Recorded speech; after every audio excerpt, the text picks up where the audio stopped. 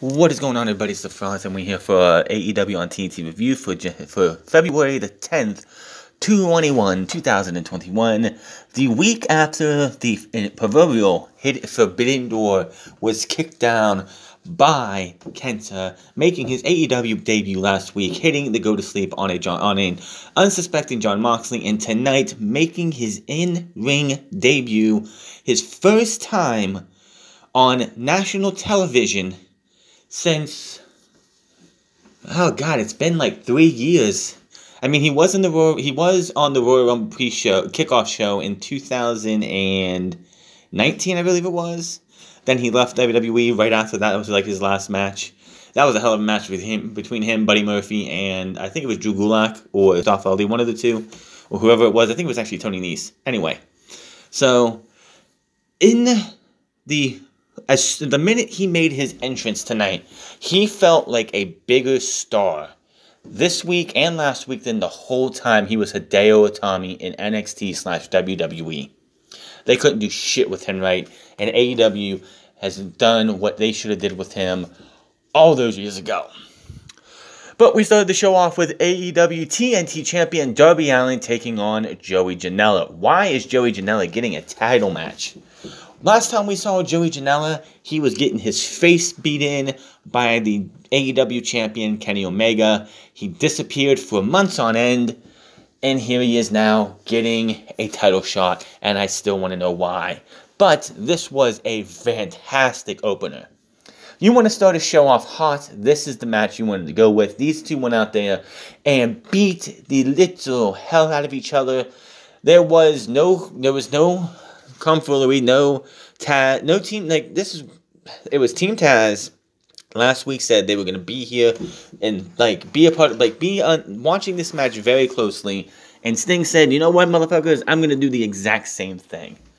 But no Team Taz. This match was clean as a whistle from start to finish, no bullshit, no nothing. We would see Team Taz later, as well as Sting, but we'll get to that when we do.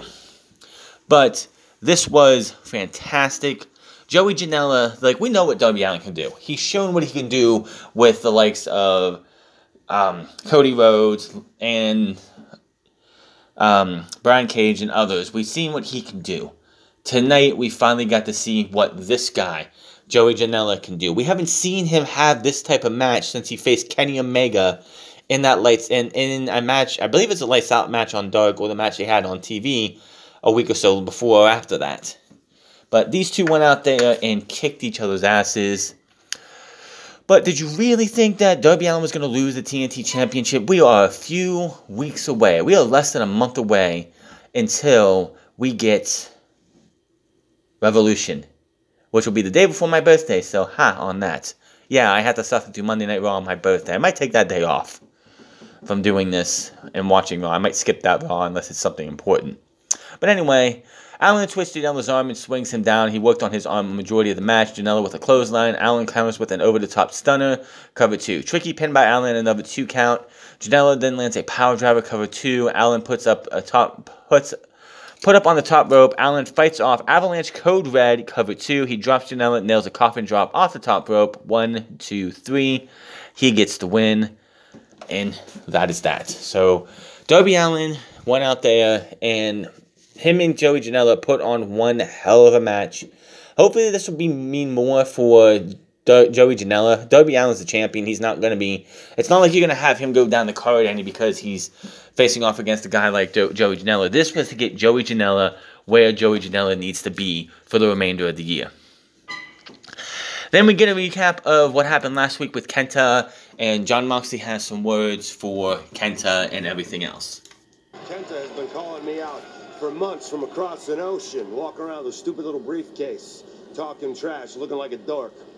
So what happened last week was no surprise to me. What happened? Did Kenny Omega and Kenta connect on some Bullet Club Facebook group? No, what I think happened is Kenta realizes the time for cheap talk is now over, and if he wants this, he's going to have to get it done in the ring. He actually flips up the IWGP United States Heavyweight Championship for the first time on national television. The IWGP United States Championship on live television is being displayed on an AEW show. It's good exposure for the IWGP US Heavyweight Championship. It is an awesome looking belt, and it's great to see that Jon Moxley is able to bring it to the show now. Now, during the match, when he is brought in, Kenta has the briefcase. He brings the briefcase with him. Jon Moxley brings the title to the ring and is announced as the IWGP United States Heavyweight Champion. Fucking awesome. This entire thing, I see no problems with this at all. When it comes to I'll get back to the promo in a second, but when it comes to the New Japan and AEW partnership, the only way it goes bad is if AEW pulls an Impact Wrestling with Okada, where a Young Lion comes in, which this is going to be great because Dark is a good place. If a Young Lion goes off to Excursion, they can go to Mexico, they can go to AEW, they can go to Impact, they can go to all these other places, and they can come, like AEW would be great because they can come to Dark and become a new character or build themselves up in American style, and it's going to be great. I would be shocked within the next 6 months or whenever we start seeing, when we start seeing things hopefully getting back to normal, that you would have a Young Lion or two make their way over to AEW, wrestling on Dark, maybe wrestling on the main card eventually, and going back to Japan after they're done with that and becoming somebody bigger. I wonder what happened to the young boy that was working with Jon Moxley. We haven't seen from him back, have we? On February 26th, me and Kenta are going to stand eye to eye, toe to toe, mano y mano. Two of the hardest hitting, nastiest suckers in the game are going to unload on each other. A war of attrition until one man can't stand up anymore. On February 26th, I'm going to dump you on your head. But that's a sanctioned match for the IWGP United States Championship. Tonight, sanction, not so much. Tonight, I team with a man who's tried to kill me multiple times, Lance Archer, against two guys with a common interest: to take me off the board. Good luck with that, dudes. Tonight is just for fun. Nobody, and I mean nobody, can top Moxley when it comes to promo work, so that's why I gotta get him to cut his get those promos for you guys, because he is just fantastic. I love Moxley's promo work. Hell of a promo for him, hyping us up for February 26th, which that match has already been taped. It's already taped, it's done, it's in the can. They're just waiting for February 26th to come around. I can't wait. The benefits of having a no-crowd arena is that they taped it in December, and nobody other than people who were there are going to know who won and who is the actual IWGP US Heavyweight Champion until we get to February 26th at New Beginnings, USA. So, Inner Circle's in the locker room. Sammy Guevara asked the group that he needs a minute with MJF so he can talk with him. Sammy says he knows what he's up to, especially after last week. He knows MJF is trying to take over the Inner Circle. By the way, when this is going on, MJF puts his phone down and has a record on, which apparently Sammy Guevara doesn't realize, and I don't know why the fuck you would put it out so he can see it. MJF thought Sammy Guevara was just jealous of him since you've been the apple of Jericho's eye. But now I'm here, and I'm the new favorite. The sex gods died, and we're now a thing. MJF realizes that it's not that. He thinks Sammy actually hates Jericho and doesn't like to play second fiddle to him. He thinks Sammy is upset, and he wants to take over the Inner Circle. Sammy repeats in a very sarcastic mode, it's like, I hate Chris Jericho, and I want to take over the Inner Circle. Is that what you want to hear? And MJF is like, that's exactly what I want to hear. Grabs his phone. Sammy's like, what the fuck, you recorded this? Takes it and throws it against the wall. Fucking MJF's not happy about that, but gets punched in the gut, and Sammy walks away, and who knows what's going to happen with him. We'll talk about that here in a bit. Then we go to Cody Rhodes and Lee Johnson versus Peter Avalon and Cesar Bononi. The story into this match is that Lee Johnson has gone 0-29 in AEW, has not won a match. The whole time we had the Brandon Cutler, Peter Avalon, see who can win a match thing going on. Lee Johnson was in the background, losing matches week in and week out on Dark, sometimes on AEW TV too, nobody was talking about it.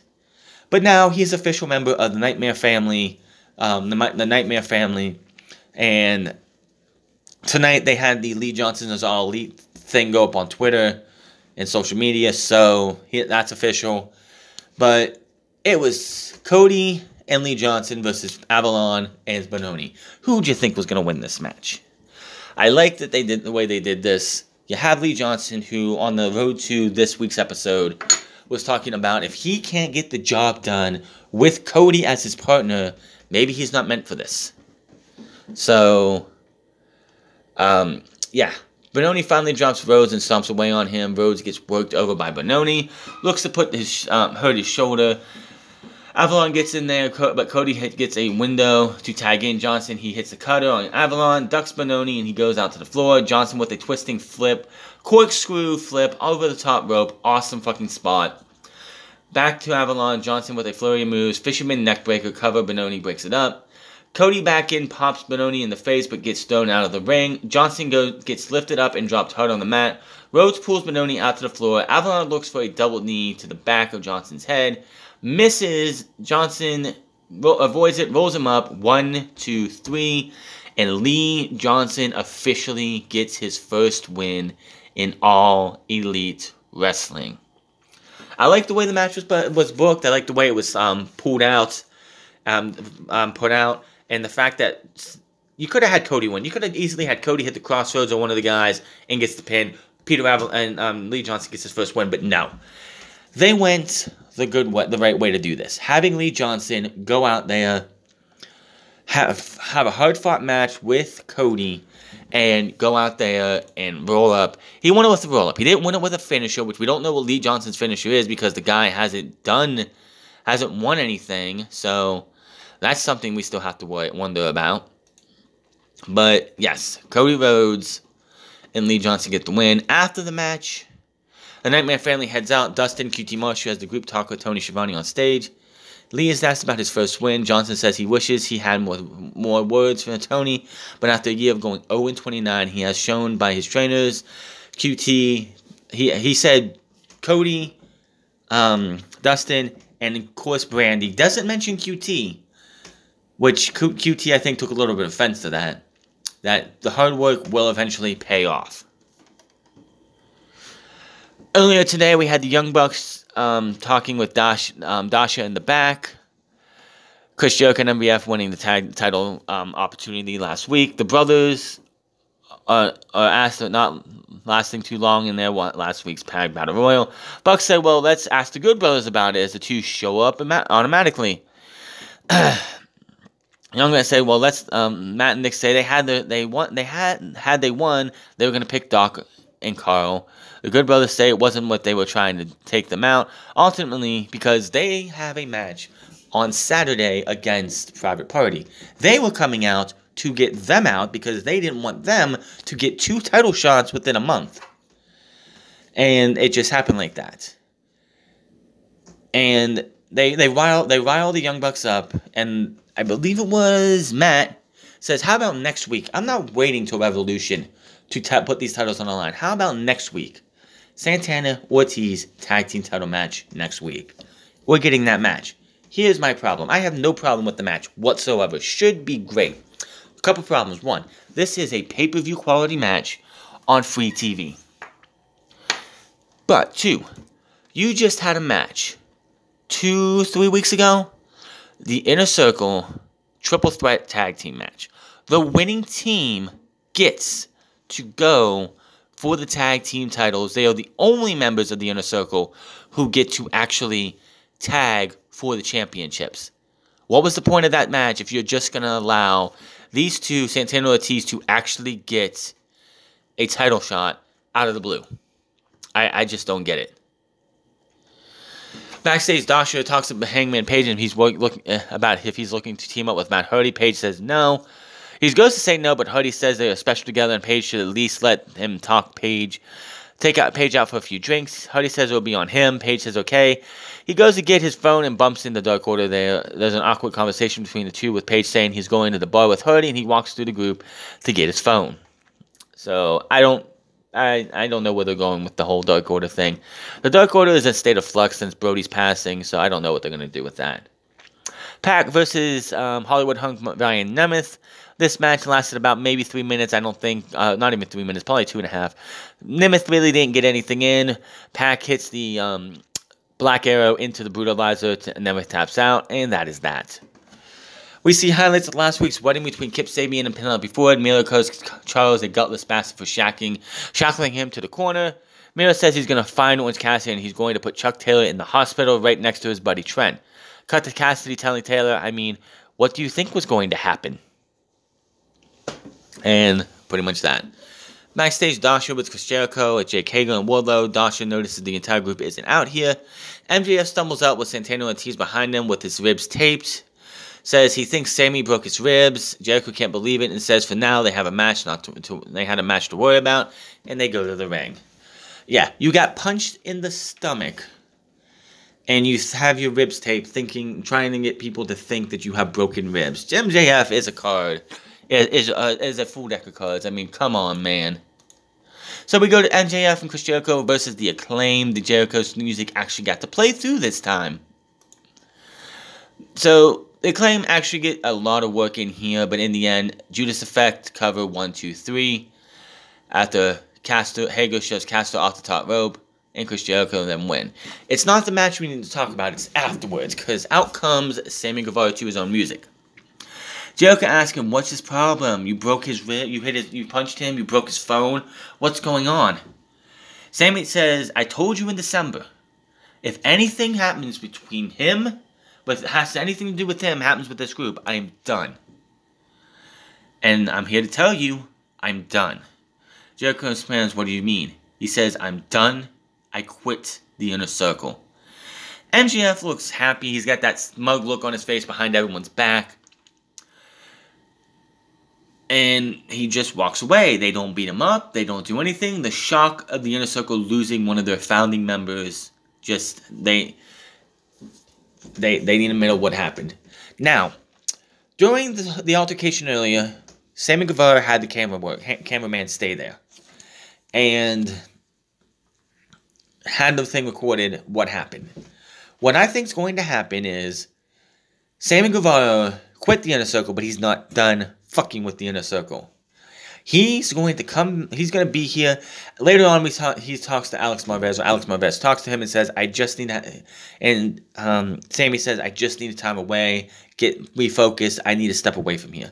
So he's going to leave, edit the video to make it to fuck with them, to expose MJF for what he really is, the guy who was trying to break up the Inner Circle by getting rid of Chris Jericho and just getting rid of everyone as they go. Sammy Guevara is gone. That's the first domino.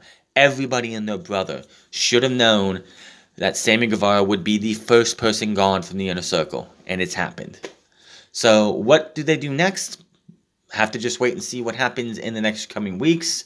But Sammy Guevara is officially done with the Inner Circle. So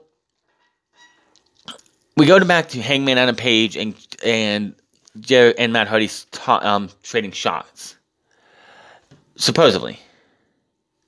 So he goes for a drink with Hangman. He turns, jumps his drink, pretends like he drinks. First off, Matt Hardy should be nowhere near a bar because of his past problems. But Hangman's obviously drunk. Matt Hardy is talking to him, buttering him up, and hands him a contract, talking him into this contract. So Hangman signed and said, Hardy, I think you need to sign this too, right? Which he does. He does tell the cameraman, the reason I have you here is because when he sobers up, he's probably not going to be very happy, but this is now done and final.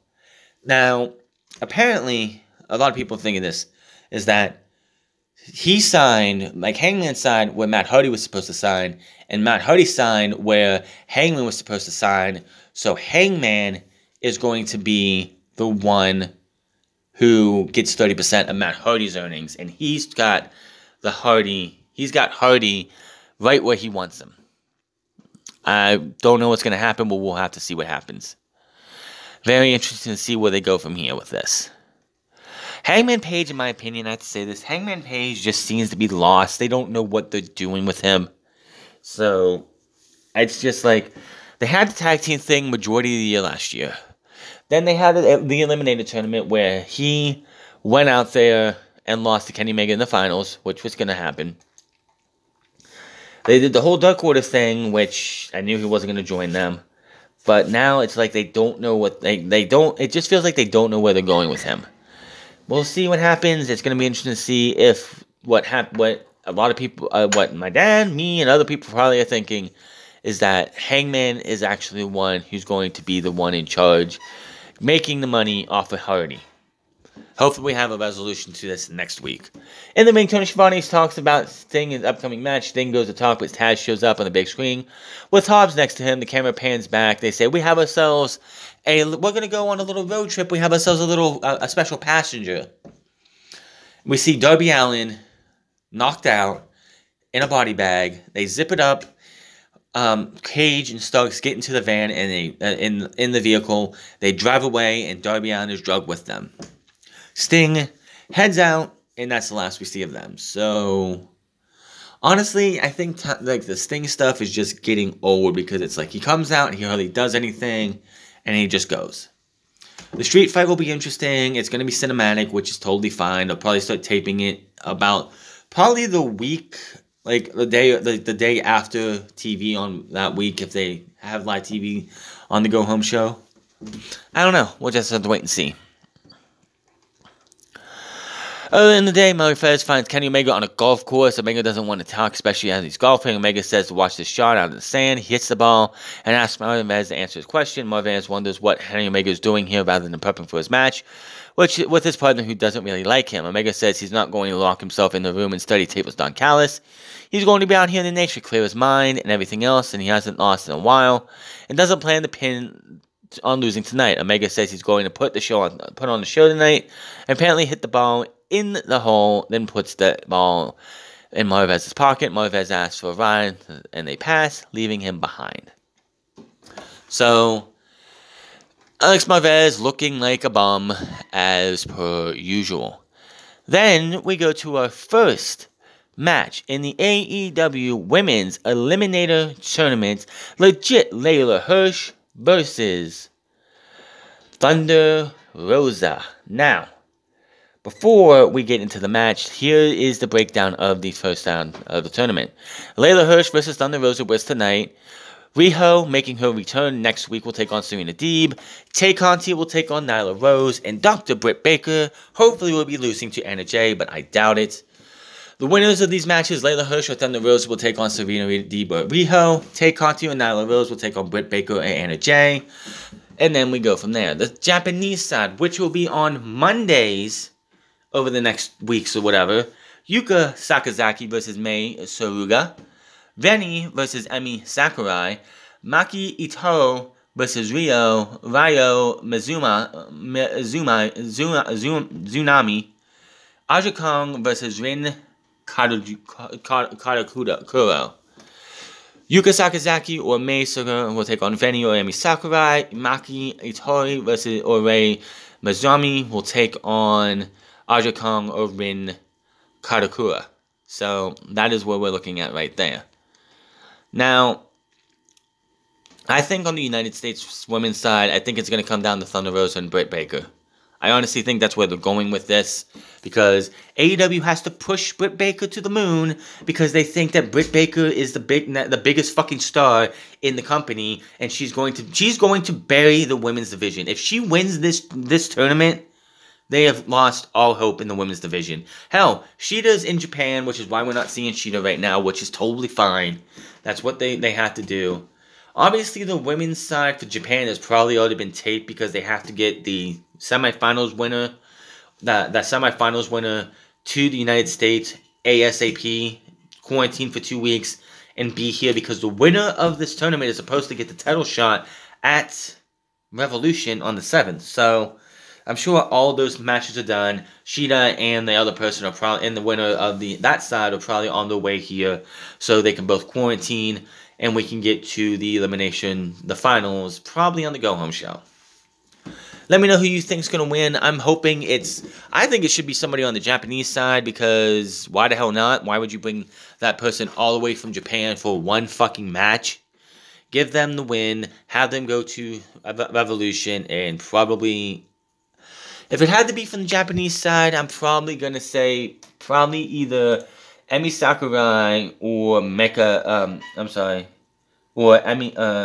Sakazaki, because they're contracted by AEW. I don't know about the rest of the women, but we'll have to wait and see. But we had Thunder Rosa versus Layla Hirsch. This was fun. Layla Hirsch is small. She is fiery. She and Thunder Rosa went out here and had one fantastic match. If we could have all the other matches be even close to this match, we are going to have some good fucking wrestling in the coming weeks for this women's eliminated tournament. Thunder Rosa gets the win in the end, though, with a cross arm breaker. Hirsch goes for the cross arm breaker. Rosa with a pen, 2, then a small powerbomb to break the hold. Rosa then hits the Thunder Driver for the 1, 2, 3, and gets the win. Mondays at 7 on the YouTube channel if you want to check out the Japanese side.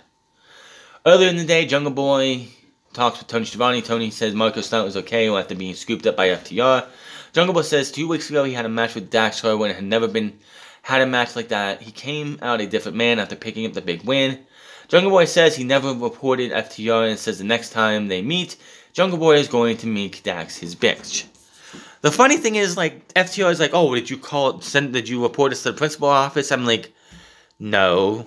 You guys did it on national TV where everybody could fucking see what you did. Nobody reported you because you didn't do it where nobody didn't see it. Come on, man. So, next week, it's FTR making their return, taking on Matt and Mike Sydal. Did not know Mike Sydal was a thing. I didn't know Matt Sydal had a brother. But apparently he does. Hangman Page, Private Party, and Matt Hardy versus the Hybrid Truth and Chaos Project. Sting calls out Team Taz ahead of their street fight. NWA Women's Champion Serena Deeb will take on Riho. The winner of that match will take on, of course, Thunder Rosa in the the quarterfinals. And the Young Bucks versus Santana Ortiz for the AEW World Championship. Tag Team Championships. Then we go to a main event, AEW World Heavyweight Champion Kenny Omega and Kenta versus Jon Moxley, Lance Archer. No disqualification, no count out, anything goes. They didn't call it a lights out match, which I don't think they're going to do a lights out match on national television. Those get a little too out of the way, but this was crazy. They all started in the ring. Jon Moxley again brought out the championship. Kenta, of course, brought out the briefcase, which was cool. Kenta actually tried to use the briefcase on Archer. Didn't work out too well. But they brought a good bit around the ring. We go to commercial break. We come back. They're going all over the place. Kenny Omega was put through Peter Avalon's bed, which, why the fuck that fucker has to have a bed at the ringside is beyond me. They go to the kitchen area. Jon Moxley has been put into the label lock. And we get a death by potato as fucking Lance Archer brings a box of potatoes and smacks them over Kenta's side. Then Jon Moxley gets a potato and starts hitting Kenny Omega. So Tony Schiavone's like, can I say it? He potatoed him! Like, God, he was waiting to say that for a long fucking time, obviously.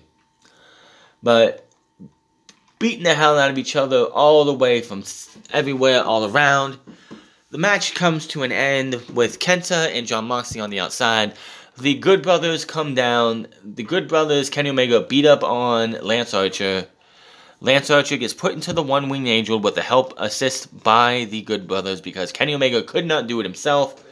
1, 2, 3. And Kenny Omega and Kenta get the win. Now, my dad's like, oh, this was a terrible way to end this match. I'm like, this is the way it was going to end. The reason you have Lance Archer in the match is because you can't beat Jon Moxley, you can't pin Kenny Omega, and you can't pin Kenta. You're not pinning Kenta, and Kenta and Kenny Omega should win this match. No shame in having Jon Moxley lose because Lance Archer took the pinfall. Lance Archer was the only, process of elimination of the 4 guys in the match. Who's going to take the fucking pinfall? It's going to be Lance Archer, plain and simple. Where does this go for anything else? I don't know. Some dumbasses are like, oh, who's going to show up tonight? Is it going to be the Gorillas of Destiny? Is it going to be this person? Is it going to be Okada? It's like, those guys are in Japan. It's going to take them 2 weeks. Even if they were they left Japan to come over, it would take them 2 weeks to quarantine, so we wouldn't see them till the month is almost over. Dumbasses. The only people coming from Japan who are going to be coming over probably very soon are Hikaru Shida and the producers, the other people who went over there probably to film the matches, and the winner of the Japanese side of the bracket.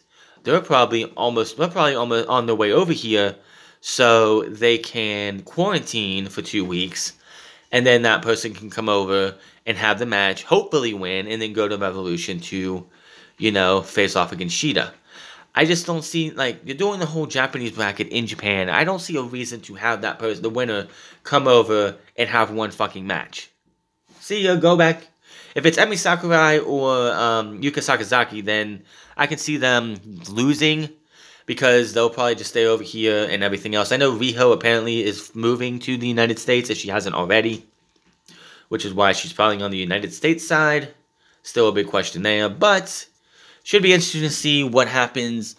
I cannot wait to see who next comes to WWE, to AEW for this New Japan deal. Like I said, you have a bunch of young lions in the LA dojo who can be brought over, do their excursion over to AEW, work with AEW, coming up with a character or whatever else they can do as they build themselves up, spend about 6 months to a year, whatever, however long it takes, go back to Japan, go back to New Japan, and become whatever they're going to be. So much stuff can happen. Great to see that U.S. title looks so fucking good on Moxley tonight. Can't wait to see. What would be great is if Moxley does retain the title, is if he actually has to defend the title, if he defends the title in AEW. It could be against Lance Archer. It could be against somebody from New Japan. It could be anybody. That would be fucking great. It gets exposure for New Japan Pro Wrestling, which, by the way, if you are a fan of New Japan Pro Wrestling, they're going to have a 1-hour show on the Roku channel tomorrow at 5 p.m. Eastern Standard Time. So, and I believe it's going to be stuff from 2020 right now, which is fine because if it's anything when they restarted, I didn't get to see anything really that much. So if they want to do stuff from 2020 doing the pandemic stuff, that's fine. Should be interesting to see what they do. But that's your AEW review. Much better show than last week. Outside of the main event, and the Battle Royal was fun. Outside of those two things, last week's show was pretty much a downer. The main event and Kenta coming in saved the show. This week you had a fantastic opener. You had that brutal fucking end match. Cody Rhodes, Lee Johnson winning, getting Lee Johnson's first win in that emotional win. That was great too. So much good stuff on this show. Hit that subscribe button, comment down below, like or dislike this video. Find me on Minds at The Frowns Club, find me on twitch.tv/The Frowns Club, and find me on Instagram at The Frowns Club. And I'll see you guys on Friday for SmackDown. Until then, my name is The Frowns, and I'll see you guys later.